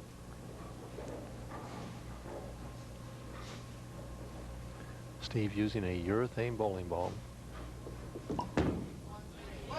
And pick the right rack. Of course, you hit him right there, they're going to go down almost on any rack. Right where he left off in the last game. See how square he is? Right out almost on that first board, maybe 1.5. He's probably looking at the crack between 1 and 2. That is really outside. They talk about the first baseman hugging the foul line in the late innings of a baseball game. Well, right behind the ball. Weight in both of the hands there. And gets that 10 pin out of there. Pretty shot. That's what he wanted to do. Put the pressure on Fahy right away. Steve Wonderlick seems to have solved the left and the right lane now to Mark Fahy, who all of a sudden leads, or trails rather, by 10 pins back to Wonderlick. It appears he's circling the ball a little bit more on this lane. He hooks a little bit more, and he makes a perfect shot and gets a good reaction on that 6-pin, tapping out the 10. Mark playing closer to the second arrow, and bam! He grinches those teeth.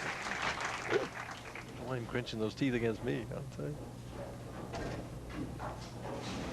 From right behind there, well out of the lane, good follow through. Pow! What he wants to do here, though, is stay right with Wonderlick. Spreads that index finger out just like the rest of the players here. Look at that cupped wrist underneath that ball. Here it comes, light, and leaves the 258. He was just a little high, left the 4-pin. He might have moved a half a board left and leaves the 258. Has a tough spare. This was really a difficult spare all week long because the lanes were so slick. It was easy to slide by. Then you'd make the adjustment, point out a little bit more, and you'd chop the 2 off the 5. Very little time. Shooting it from the left and miss it. The ball hooked right in the middle lane. He shot it down the 4th arrow, and he's given a golden opportunity to Mr. Wonderlick. See, he shoots it right down the middle of the lane here over the 4th arrow, and it hooks right now, and it's gone. No chance. 8 out. He's 24 pins behind. Wonderlick on his favorite lane can increase it to 34.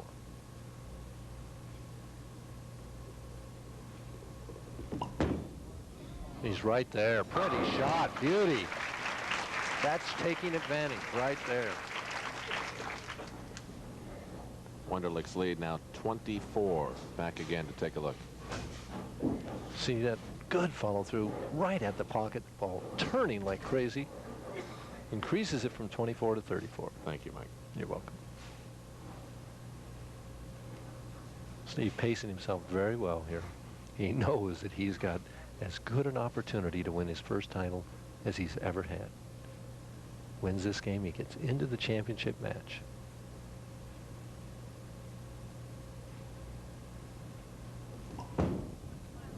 Hands high, high. Breaks the split up this time. Puts his hands out as safe.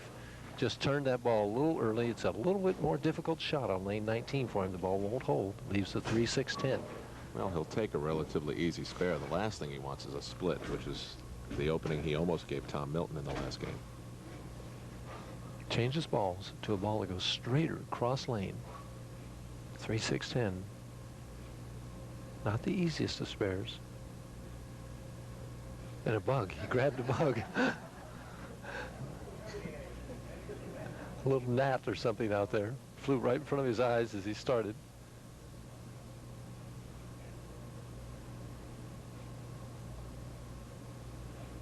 Very big spare right here for him. He just does not want to give Fahy an opening. Don't let him up.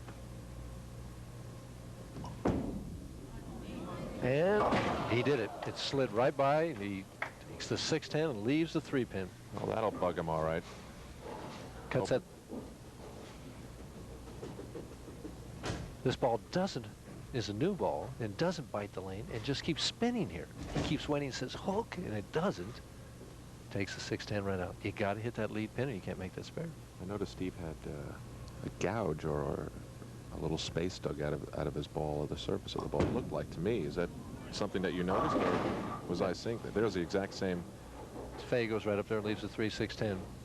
Well, it might have been there. We have might have been a weight hole. That sometimes we have a hole in the side of the bowling ball that takes weight out of one side, thereby puts it in the other and causes the ball to break either earlier or later on the lane. Or it could have been, was it above the finger holes? I'd have to see it again. The PBA puts what they call a mill hole in every bowling ball. As Fahy misses the 3-6-10 on the other side, so it's tit for tat right here. They gave it right back. Fahy has missed 2 spares back to back, and suddenly Wonderlick is really back in commanding position again.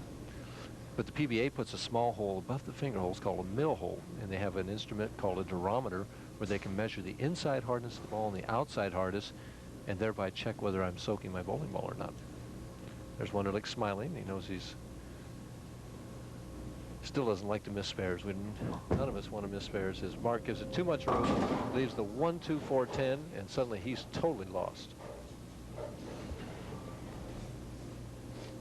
He just has to make this spare to get himself to have a chance in this match. If he misses this, he's going to have 63 in the 5th, and he'll be down 42 pins.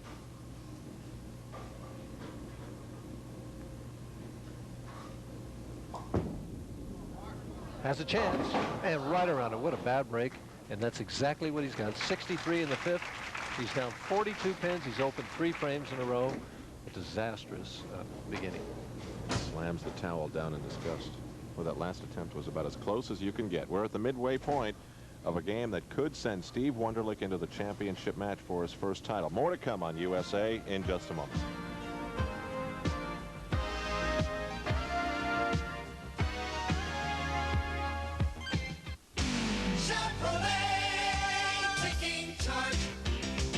Here comes the hottest selling Chevrolet today. The fun-to-drive front-drive Cavalier. Fire up 2 liters of electronically fuel-injected fun and experience more horsepower than the top 3 imports. The minute you feel Cavalier perform, you'll know what makes Cavalier the hottest selling Chevrolet today. Chevrolet! And you. Taking charge. For years now, we've been kidding Jim here about his eyesight. The fact is that Jim has the eyes of an eagle. Thanks, Boog. Why, he's one of the first guys to spot light beer from Miller. Saw right away that light tastes great and it's less filling. Sure, all you have to do is read the label. It says light has 1/3 less calories than a regular beer. I think you want this, Jim. Oh, yeah. Oh, no. As I was saying, it's as plain as the nose on your face. Light beer from Miller. Everything you always wanted in a beer, and less. Oh, I don't believe this. What's the matter, Harold? Tired of searching through old coffee cans, can't find or don't have exactly what you need? Well, here it is, the Shopmate. It's like having your own hardware store. 1,001 pieces for 1,001 uses. And they're yours, organized in this heavy-duty 32-compartment metal cabinet. Wait, there's more. We'll also include the 6-piece power driver set with double the turning power of a regular screwdriver. And if you order now, you'll also get this deluxe chrome-plated socket set. How much would you pay for all this? If purchased separately, you'd spend $50, $60, $70 $50 or more. But now, through this exclusive TV offer, you get the 1001-piece Shopmate, cabinet, 6-piece power driver set, and the deluxe chrome-plated socket set with our no-risk money-back guarantee, all for the amazing price of only $19.95. Here's how to order. Call 1-800-USA-1000 to get your Shopmate and 12-piece power driver set. Save COD charges by using your MasterCard or Visa. Call 1-800-USA-1000 today. The situation is this at Limerick Bowl in Limerick, Pennsylvania. Steve Wonderlick leaving an open frame in the 4th, but Mark Fahy leaving the 3rd, 4th, and 5th frame open. And that means Steve Wonderlick is still firmly in control. 42 pins in control. On his favorite lane, lane 20. Sends it right up at the pocket. Bam. I'll tell you what, nobody'd have a chance. He may win this tournament anyway, but nobody'd have a chance if both lanes were like 20. He opened in the 5th frame of the last game and came back with a turkey after that. He's opened in the 4th frame here, and that's exactly what he wants to do. As we see, Fahy with 3 straight opens, 63 in the 5th. Wonderlick with 85 in the 4th with a strike up in the 5th. 42 pins ahead, can increase it to 52. This is his more difficult of the 2 lanes.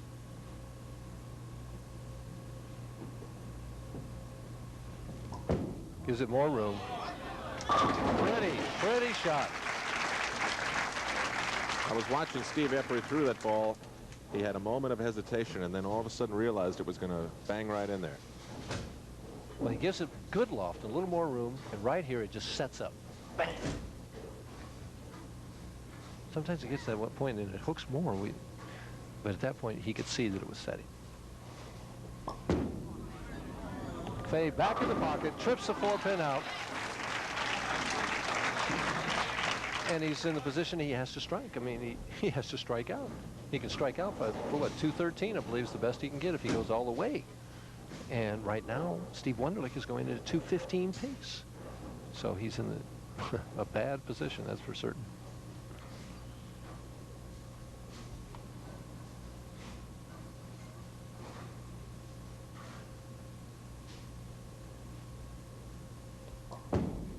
Gives it more room. And carries. A better shot.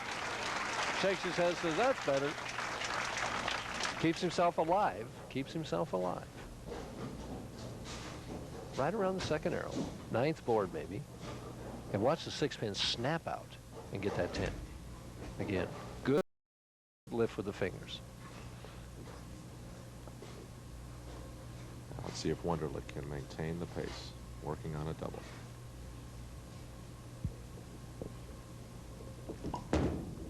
Oh, he gave him more room and swishes it out. Boy, it came right back off the 1st board that time. His shot is getting better, especially on this right lane. He's making good shots, but his shot on the lane, the ball reaction is getting better. Watch it from behind. It's right out on that 1st board, and here it comes. That's why we love that angle. See that ball tilt off that 1st board, come flying back.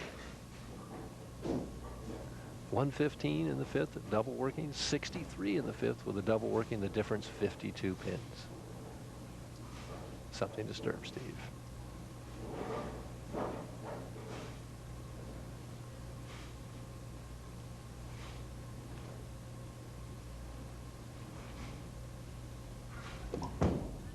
Gives it a lot of room. A little more speed, not the lift, 2-4-8. So far, he's 52 pins in the lead, and he hasn't made a spare in this game. So he switches balls again, uses the ball that goes straighter to shoot at the spare. Interesting. If only Steve knew what odds he was trying to buck in winning here. We'll be telling you why later. Straight at the 2-4-8. Has the spare. Nice conversion. Keeps himself 49 pins ahead. And again, Fahy's not dead yet, but he is in a definite must-strike situation. Every one from now on out.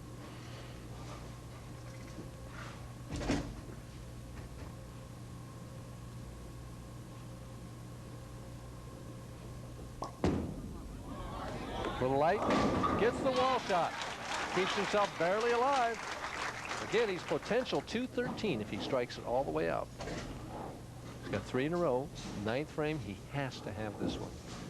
Mike, Mark's idol at one point was Mark Roth, and we also saw Mark tonight. Do you see any Mark Roth in Mark Fahy? Not really. Not in styles. They're both power players and cupped wrist players, that type of thing. But certainly no similarity in their styles. Looks good. Looks a good shot. Trips the 4th pin out there, keeps himself alive. What he has done now has forced Steve Wonderlick to mark the 9th and 10th frames in order to lock this up. Here it comes. Watch the 2-pin. Go to the wall, come back, and get the 4 and the 7, both of them.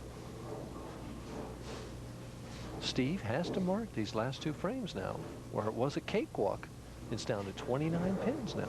It's amazing what a few strikes will do.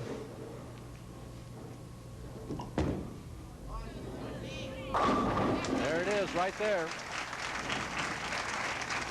Right there. That ensures him of forcing Fahy to strike out even if he opens. Just a pretty shot he makes on this right lane here. Right over the 2nd board. Just dead flush in the 1-3 pocket. He's just drilling that lane every time. There we see a 182 in the 8th, strike up to 123 in the 7th with a double working. Fahy is potential 213. If Steve would spare strike in the 10th frame, he finished with 222. So any kind of spare strike on this ball will win it for him. Looks good. Great shot. Great reaction to pressure. He goes to the championship match. And Mark is just disappointed. Those 3 disastrous frames, the 2nd, 3rd, and the 3rd, 4th, and 5th frames. If he just had spares there, we'd really have a tight match.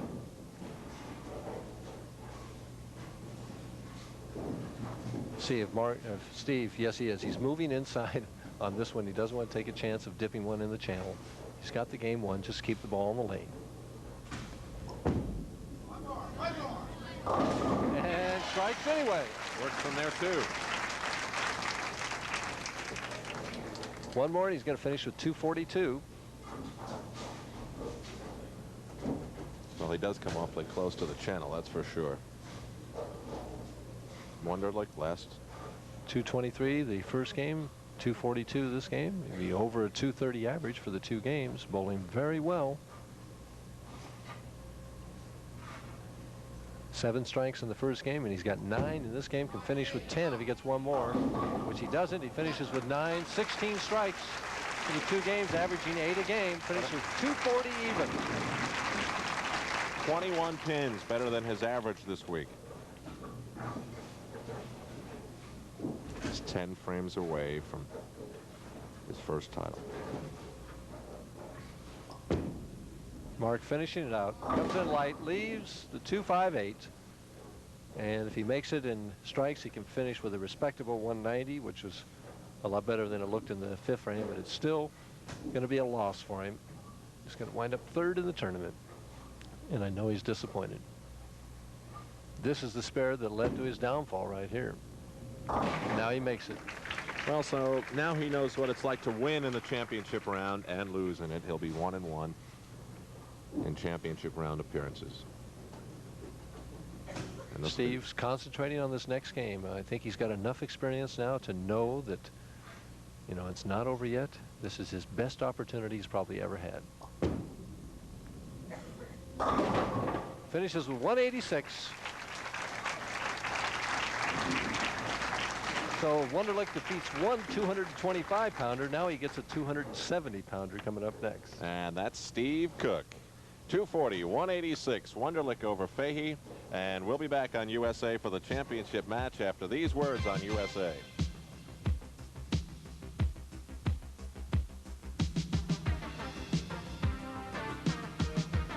Chevy Top is taking charge.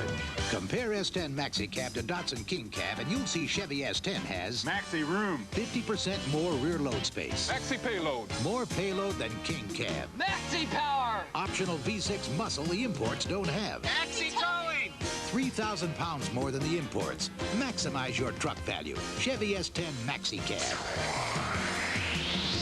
Chevy Top is taking charge. As a relief pitcher, everybody thought I had it easy. See Pat here? He'd pitch his heart out for 8 innings or so, and then Sparky come in, toss 3 or 4 pitches, and walk away with a win. But I had to train just like the rest of us. Yeah, well, I still like to keep in shape, and I He drinks light beer from Miller. See, light's Less filling. and light Really tastes great. Will you just let me finish? Why? You never let me finish. Light beer from Miller. Everything you always wanted in a beer, and less. Let me finish that for you, Sparky. Score big savings today on the American-made Shepherd Coat Ensemble. Now, through this special TV offer, let us rush you a fabulous Shepherd coat with matching gloves and color-coordinated Amana wool blend scarf for the incredibly low price of just $49.95. Buy this fantastic Shepherd Coat Ensemble direct from the factory. Save time and money by eliminating the middleman and delivering right to your front door. Remember, when you order the Shepherd Coat Ensemble, you receive this coat, gloves, and wool blend scarf, all for just $49.95.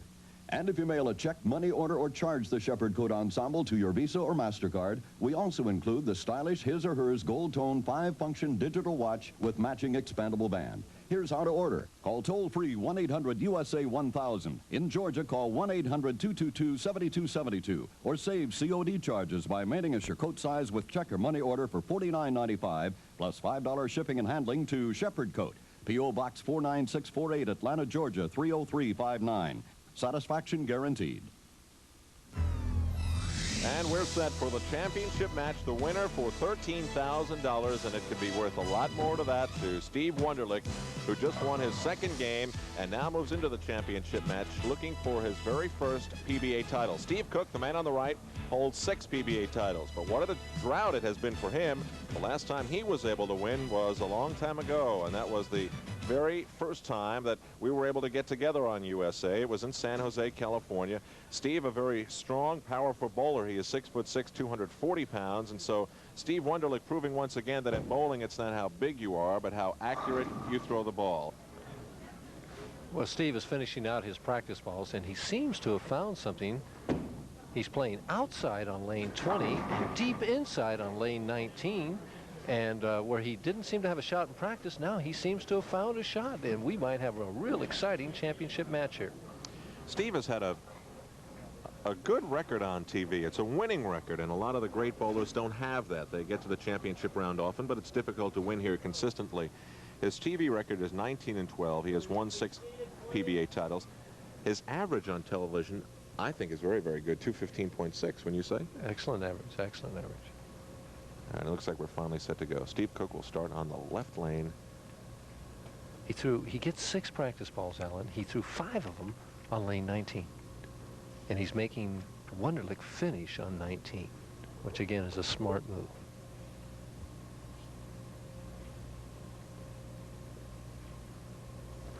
Deep inside on the left lane here. Sends it out and gets a light scrambler. Talk about those pins dancing to get down. 5 steps, very smooth. Watch the cupped wrist at the top of the swing. Look at that. How do they do that? And lifts through it as he comes down. Wow.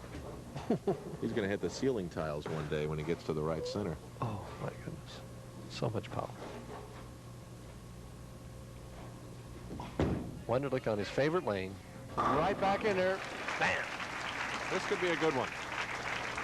It all depends on how Steve Wonderlick, we have two Steves here, I just realized, hits this left lane. Right over the second board here. Points it up, and it just is dead flush again. He just thrown almost every shot on that lane that way. You can see why that's his favorite angle. Yep. Steve Cook was 1 year old when the PBA got started 25 years ago. Steve Wonderlick just born about that time. I was graduating from high school. Yeah, well, you know, I didn't want to bring that up. Cook holding his left hand out over that hand dryer. I wonder if Wonderlick can see it out of the corner of his eye. Pretty shot. Great shot to start the championship match with. If he did see Steve Cook's hand. He didn't see it. He absolutely did not see it. His concentration is excellent right now. He throws this ball just pure. I mean, absolutely pure. Bam.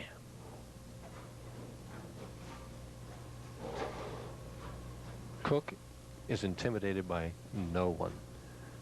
It's pretty easy to see why.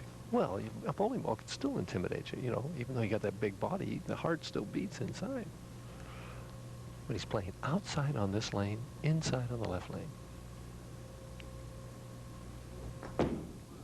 Sends it out. Here it comes. Oh. Boy, does his ball make a turn, too. Oh, he is. When he sends it out like that, it comes flying back. It just sends shivers up and down the audience watching. Watch this ball. It's going to go to the corner, make a right-hand turn. Out there, almost to the second board or so, and here it comes. Those pins don't have a chance. I mean, not a chance. How are they going to stand up against that? Well, four balls thrown by these two bowlers and 4 strikes. 4 pretty shots, too. Well, the first one cooked through wasn't as... The last 3 had just been dynamite. What a move, though, to move in close to the 4th arrow on one lane and out around the 1st arrow on the other lane. This is the first time that Wonderlick has gone to the championship match, and he's saying, why couldn't I get a guy who couldn't throw the ball just once?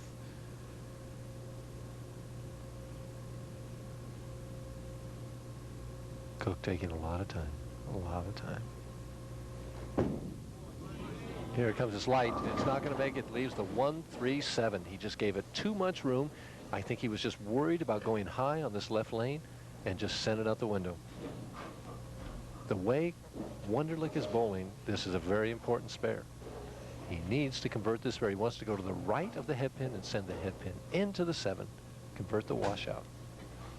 We did this on a tip a few weeks ago.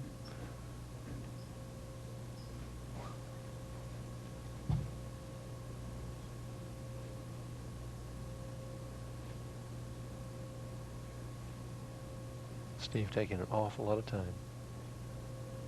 Every shot is just so important.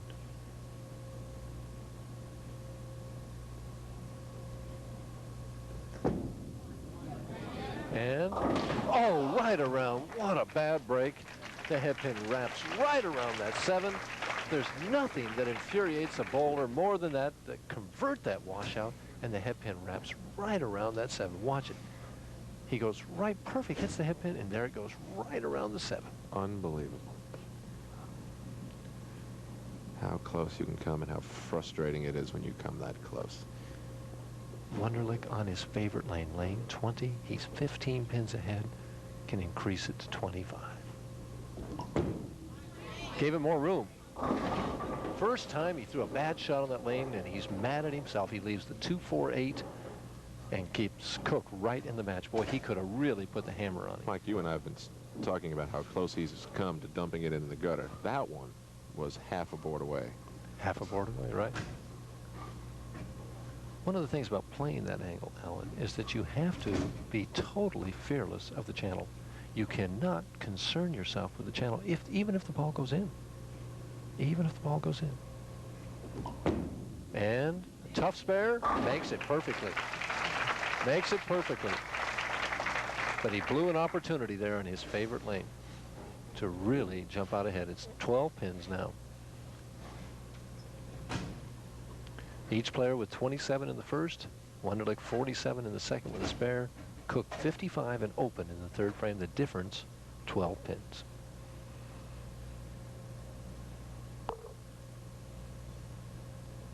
Boy, both players taking a lot of time. They really want this back. Wonderlick especially wants it. Out to the first board and gets it back. Out to that first board that time and got it back. This one was hanging over the edge too. Watch him. He bellies this one a little bit, and it's out there. Ooh, here it comes. And the head pin will go to the wall and clean them all out. See, that's one reason why I like that angle so much, is because your pocket can be so wide. Fish is carrying power. Cook likes it better, too, because he's picked to finish on lane 20, the lane that he's playing outside on. Down by 12. Here it comes. Ooh! Smacks those hands together. I mean, he's almost making the 7 pin the head pin the way his ball comes in. Huh? Well, that ball's making a right-hand turn, that's for certain. He can hook it as much as anybody on the PBA tour. And he's so smooth going to the line. Just so smooth. There we see the difference. 12 pins, both players working on a strike, 67 to 55. Going to the fifth frame. Our thanks to Butch Soper, whose handwriting that is pretty neat, I must say, and to Mark Williams and Frank Ellenberg, who help us so often in bringing you the PBA on USA. Cook can cut it to 2 pins if he can double here. Again, 19 seems to give me more trouble than 20.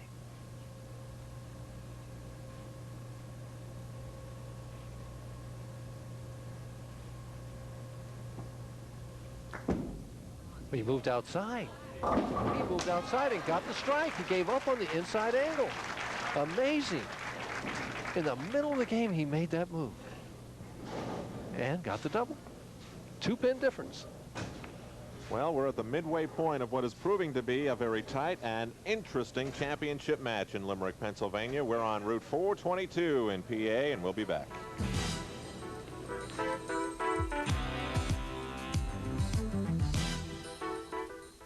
Chevy Tough is taking charge. Chevy S10 Blazer is out ahead of Bronco 2 with InstaTrack, the revolutionary system that lets you shift from freewheeling two-wheel drive to four-wheel drive high and back at any speed. And Chevy S10 Blazer beats Bronco 2 with two-wheel drive they don't offer, a 4-cylinder engine they don't have, and mileage that's even better than last year. Chevy S10 Blazer. Chevy Tough is taking charge. The Angle Ball, the big winner on last winter's Pro TV Tour. 4 times more wins than any other ball. Inspires Angle winning wear for your winning lifestyle. Angle shirts, winners wear them everywhere. Angle bowling shoes, fast lock. Angle bags that travel the world. For your winning lifestyle, Angle winning wear at pro shops only. Spoon, fork. Spoon, fork. Oh, look, chunky beef soup. And you eat soup with a spoon, right, Tuttle? See all that good solid food, chunks of beef, potatoes, and carrots? It's a meal you eat with a fork. Right, Tuttle? Soup. Meal. Okay, Tuttle, you decide. Is chunky a soup? Or meal? Chunky's the soup that eats like a meal. Campbell's Chunky Beef, the soup that eats like a meal. Right, guys? Right.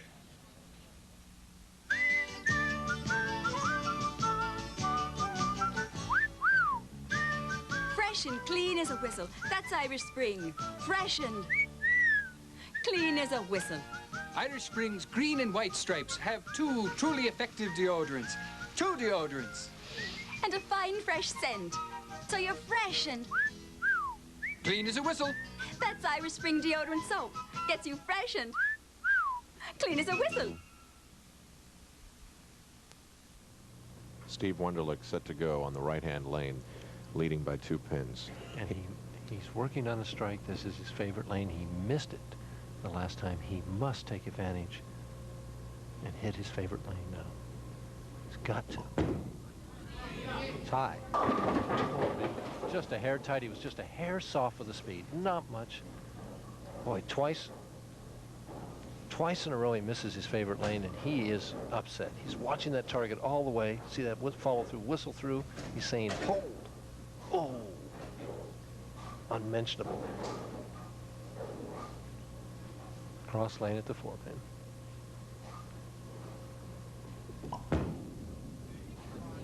Has a spare.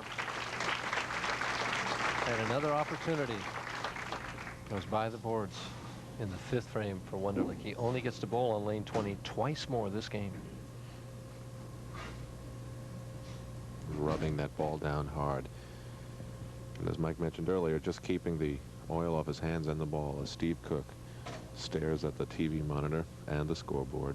And puts his hand out over that hand dryer. Wonderlick on lane 19. Right there. 1-pin game. Steve shook his head to say that's about what he expected. Ball hit half pocket, just couldn't get that 10-pin out of there. He slams his towel down. He's a little bit disgusted. Sees it kind of slipping away from him. The opportunity to win that first title.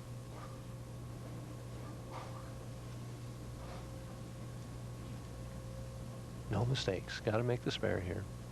Make Cook work for everything. And holds on. He wasn't worried, but the rest of us are. Cook on his favorite lane, lane 20. Not satisfied. Steve Cook has to be very satisfied right now with the way he responded after leaving the third frame open. Plus, with his carry, he's hit the pocket 4 times and gotten 4 strikes. Where Wonderlick has hit the pocket 5 times and only has 3 strikes.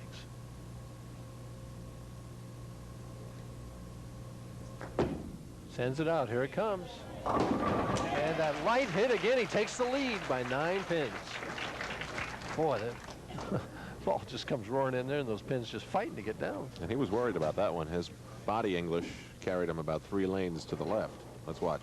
Well, he's running it that way because he knows it's going to be light. And he's saying, come on, ball, hook. And it just barely hit the head pin and got him all down. He takes a re-rack on lane 19.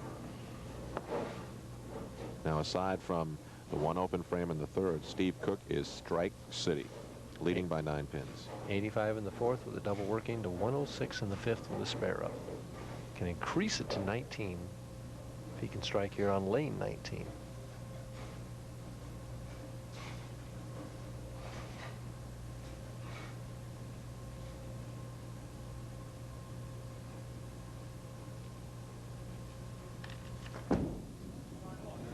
It's not going to make it, and leaves the 3-7-9, and he puts it right back in Wonderlick's lap. This is almost an impossible spare. The only way you can make it is to fire at the 3-9. He just gives this one more room. He moved back outside again like he did in the frame before in this lane, and it doesn't make it. You've got to fire at the 3-9 and hope it bounces around. 60 feet away. Here's the challenge. Either that or throw a backup ball at it, which I don't think he'll do. I think he'll just fire it as hard as he can and hope it bounces out of there. And when Steve Cook wants to throw it as hard as he can, I imagine he can throw it pretty hard. And, nope. He's open. Gives the lead back to Wonderlick by 6 pins. And right now, it's feast or famine for Cook. It's either strike or open. Wonderlick going along at a 2:06 pace. It's still very close. 6 pins, but has second life now. He could have been really in the hole if Cook struck on that ball.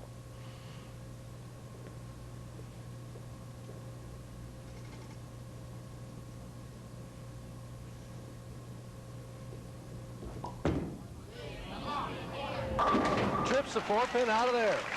Got a little bit high the last 2 straight times on lane 20. Maintains his 6-pin lead, can increase it to 16 if he can double. Watches that target, watches the ball go to the pocket, leans that hip a little bit to the left to try and say, hold it, ball. No problem. Piece of cake. Right. He's talking to himself there. There's 3 frames to go. He's got to make 3 good shots. Right now, beginning right now. Make that execution. And he's high. He's going Brooklyn. Leaves the baby split. Is it going to break it up? No. Now, he missed the 3-6-10, remember, the last game. And he had his opportunity there. Boy, what a big shot that was. He just couldn't stay behind the ball long enough. Turned it early and was left of target. He's got to convert the 3-10 now. He missed the 3-6-10 by sliding by it on the right. So he's had practice at it on this lane. He should have some idea what the ball's going to do.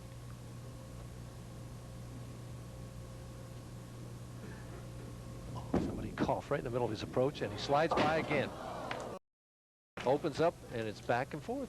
Nobody really wants to take charge. He gives it back to Cook by 6 pins. I don't think somebody coughing had anything to do with that shot, do you? No, I really don't. I don't think he heard it. He was deep in concentration. He just made a bad shot twice, the first ball and the second. But he's put Cook in a very commanding position. Right now, lane 19 is the bugaboo for both players, though.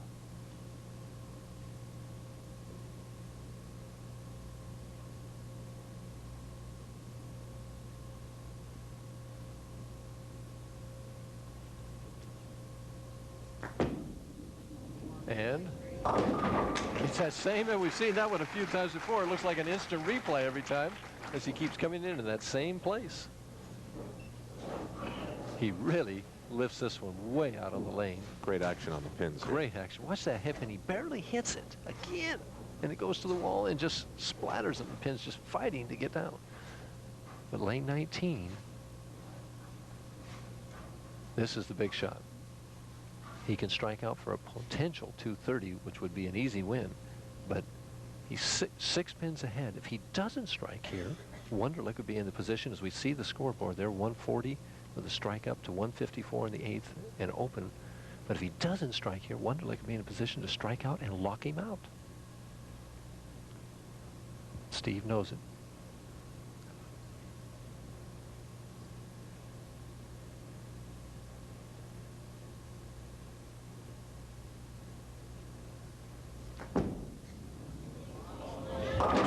That's the one he wanted. Boy, he threw that one super. 16 pins ahead. Wonderlick has got to strike out. As he goes after a bug. He got it, too. He's picking it up now. Now watch Steve Cook. He loved it, and he had such a nervous reaction that he almost didn't want to sit down after he connected on that shot. Well, he just knew how important that strike was. He was just so intense, and he threw it so super. All right, Steve Wonderlick is through playing exterminator here in the 9th frame. Well, he's got a much bigger bug to try and exterminate here with Cook than that little thing he just swatted off.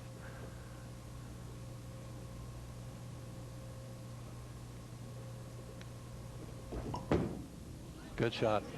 Oh, solid 10. What a bad break. He just threw it perfect. Now he's in the bad position. He's got to make this spare.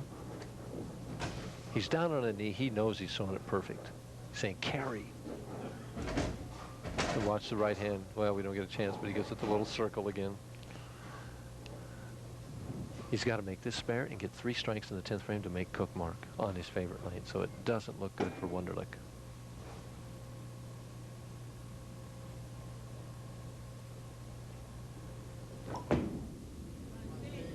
Has the spare. Wonderlick, just as he relives this, if he loses this game, he's going to think back to that 8th frame. To me, the 3rd frame and the 8th frame were the key shots. He was on his favorite lane back in the 3rd frame and didn't make the good shot, and then had the chance to really put the pressure on Cook in the 8th frame and made a bad shot.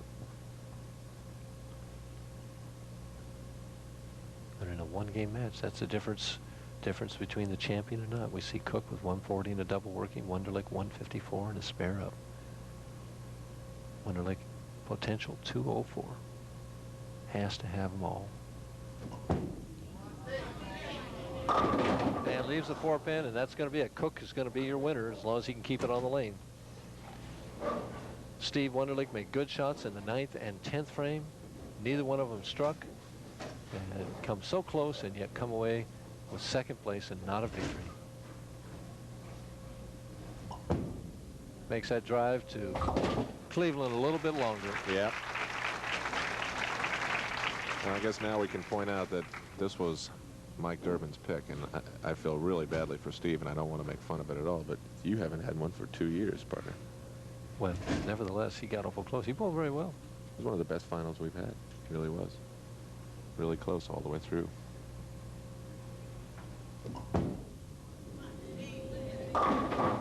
Finishes out with a 191.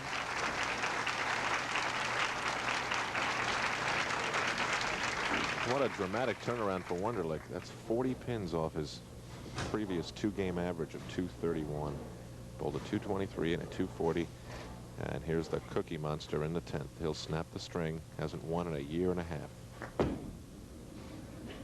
Yeah, there he gets another strike. Cook never got a spare in the game. Right now he has 8 strikes, no spares. He can wind up with 10 strikes and shoot 230.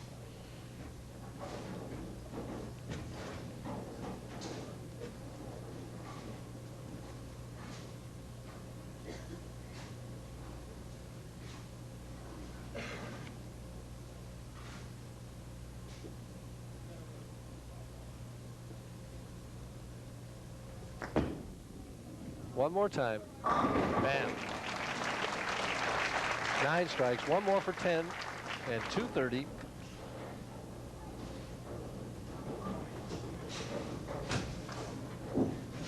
Cook's been a PBA member 6 years, and this will be his 7th title. He's now won the Firestone Tournament of Champions and the Tournament Players Championship. TFC and the TPC. And his first tap of the game. And there are a lot of people that hope this tournament becomes as important as that Firestone Tournament of Champions. A lot of trained players hope that. One more ball to toss. That's it. He's finished.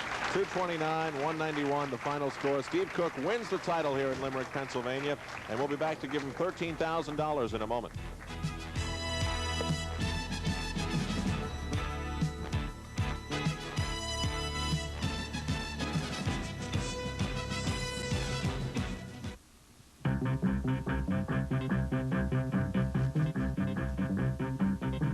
Do you know how many of these motor oils would love to make this claim?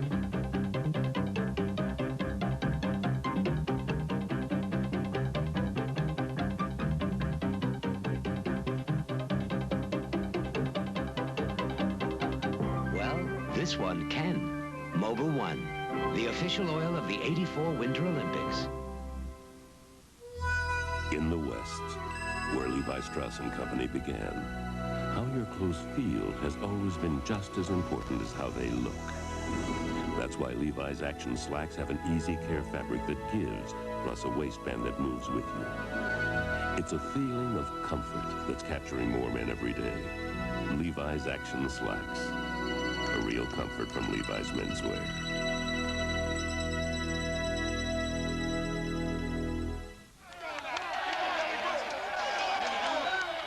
All right, we're up 15. We got this game won. Yeah, you get to buy a light beer from Miller. Yeah, nice Philly. Taste it.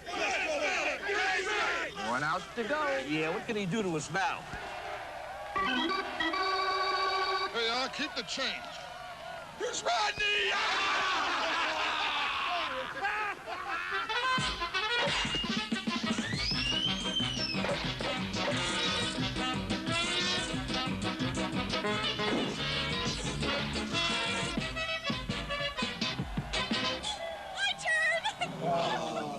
Any pinch hitters left? Here I am. Come on, lady!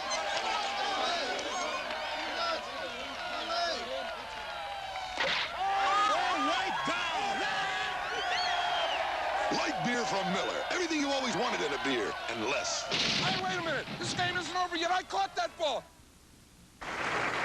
The applause you hear is for Steve Cook, who has ended a long drought, almost a year and a half, and winning $13,000 here at the first Tournament Players Championship. Here to present him a check for $13,000 is Mr. Al Blau, who is the president of Limerick Bowl. Mr. Blau? Steve, certainly my congratulations and certainly the best wishes from all of us here at Limerick.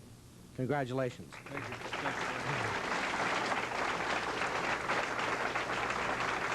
And the trophies, Steve, get prettier and more unique as we go along on the PBA Tour. Here is Mel Wingenroth, who's the general manager here to give you the trophy.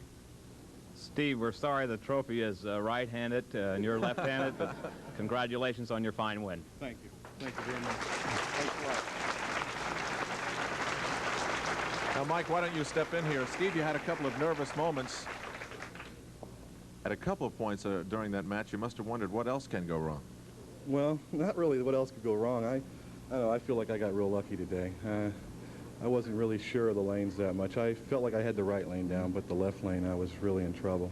And, you know, I got the breaks, and Steve didn't. He bowled good all week. You know, I really feel bad for him because I've been in the position before and lost, and it's not a good feeling. But he's a good bowler, and he's going to win. Now, Mike, Steve made a switch in the middle there that surprised you a great deal. Yeah, you started off playing the left lane deep inside, and you were playing the right lane outside, and you started off with a double, and then you left the washout in the third frame. Next time you came back to that left lane, you made a big move left. Why did you do that? Well, like I said, the left lane was giving me problems, and when I came over and threw my practice shots, I moved inside, and I was scoring pretty, you know, I felt like I was hitting the pocket pretty good. And then when I threw the washout, I just had it in the back of my mind that if I was going to make a mistake, I was so pumped up that I figured I was going to make it left. you know, I would throw a little wider. So I decided to go back to the outside and just, you know, as long as I stayed out on the left lane, it was okay. But if I didn't swing it, it hooked too much. So I just moved back and, you know, gave it all I had. Well, Steve, congratulations. 7th PBA title, $13,000. Once again, the people of Limerick, Pennsylvania have been great hosts for the first Tournament Players Championship. That's the story from here. Good night, everybody. Great ball.